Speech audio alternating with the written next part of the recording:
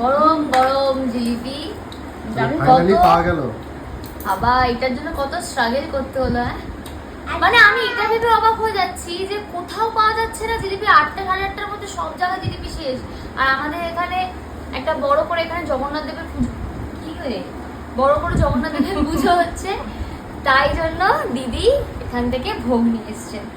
গোবিন্দভোগ চালের খিচুড়ি, আলুর দম।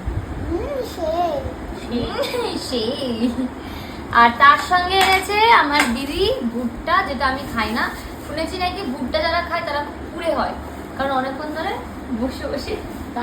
হ্যাঁ, ভুট্টা খেলে নাকি পুড়ে হয়। আর জিলিপি যারা খায় তারা কি হয়, তাদের মনে অসংখ্য জিলিপির মতো প্যাচ থাকে। কারা কারা জিলিপি খেতে পছন্দ করো জানো? এখানে ভাব হবে না। না তুই খা। তোর মতন প্যাঁচওয়ালা মানুষ আমি নইলে তুই পছন্দ করিস। আমার তো খুব সুন্দর লেগেছে। তাহলে কি সত্যি কথা এটা, জিলিপি যারা খায় তাদের মনে প্যাচ হয় অসংখ্য? কমেন্ট করে জানাও। তুমি কি খাবে? তুমি কি খাবে? কোনটা পছন্দ? এখন আইসক্রিম আছে, পেস্ট্রি আছে, ও সেগুলো হ্যাঁ। ফ্রিজে রয়েছে। আইসক্রিম আর পেস্ট্রি আছে, সেগুলো ফ্রিজে আছে। আর জগন্নাথ দেবের পুজোর দিন কি খেতে চেয়েছিল? চিকেনের কি কাবাব, স্টিক।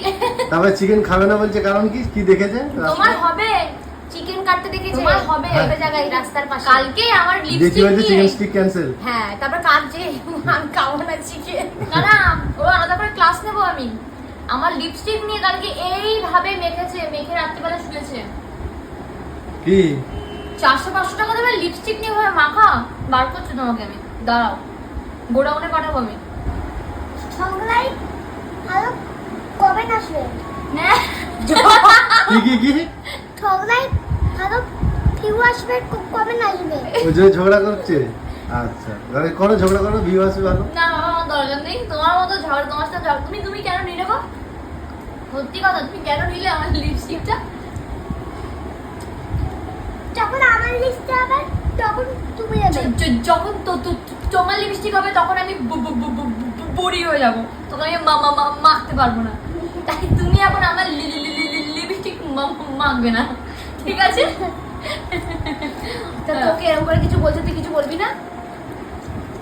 বল, আমি তো এমনি কথা বলতে ওই পারি না। ঝগড়া যখন করতে কথা বলতে বলতে এতখানি যখন ঝগড়া করবে তখন আরো বেশি তোর হবে।